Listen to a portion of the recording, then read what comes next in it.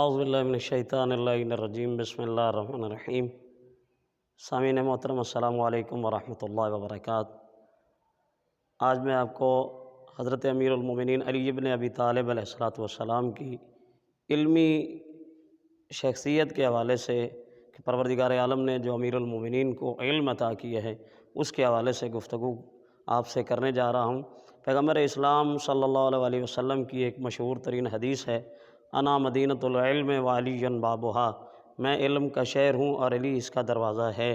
تو اس حدیث کے عنوان سے کہ مولا کو اللہ کی ذات نے علم کتنا عطا کیا ہے، ایک دن ایک واقعہ بعض روایات میں یہ نقل کیا ہے اہل سنت کے بزرگ علماء نے اور دیگر شیعہ علماء نے بھی، کہ حضرت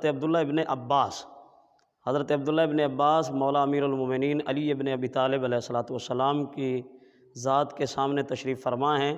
تو جناب عبداللہ ابن عباس نے مولا سے فرمایا، یا علی بسم اللہ الرحمن الرحیم کی تفسیر بیان کیجئے۔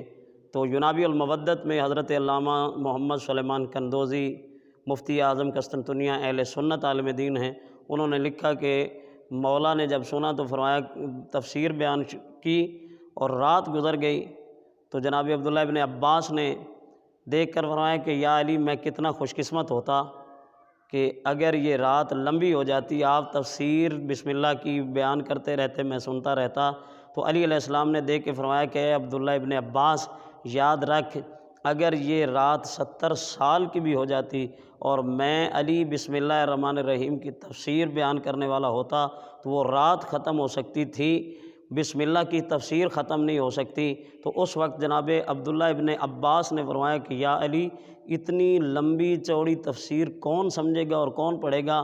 تو فرمایا کہ اے عبداللہ ابن عباس، اگر میں سمیٹنا چاہوں تو ایک نقطے میں سمیٹ سکتا ہوں۔ تو فرمایا کہ وہ مختصر سی تفسیر کون سمجھے گا؟ تو جناب امیر المومنین علی علیہ السلام نے فرمایا کہ اس بائے بسم اللہ کے نیچے جو نقطہ ہے وہ میں علی ابن ابی طالب ہوں۔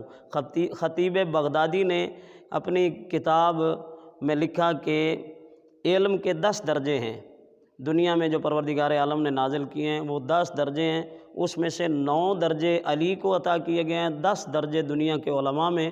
اور وہ آگے لکھتے ہیں جو کلاسیکل جملہ ان کا اور ٹاپ کلاس کا جملہ جو ہے اس میں وہ لکھتے ہیں آگے کہ 10واں حصہ جو باقی علماء کو دیا گیا ہے اس میں بھی علی شامل ہیں۔ تو حضرت امیر المومنین کی علمی حیثیت اتنی بلند ہے، اور پیغمبر اسلام نے یہ بھی فرمایا کہ اعلم امتی علی بن ابی طالب، میری امت کا سب سے بڑا عالم علی ہے۔ اور مزید قرآن و سنت کے حوالے سے اہل سنت کی کتابوں میں بہت ساری روایات موجود ہیں، فرمایا کہ علی اعلم الناس بالقرآن والسنن، کہ علی میری امت میں سے سب سے زیادہ قرآن و سنت کو سمجھنے والا اور قرآن و سنت کو جاننے والا علی ہے۔ والسلام ورحمۃ اللہ وبرکاتہ۔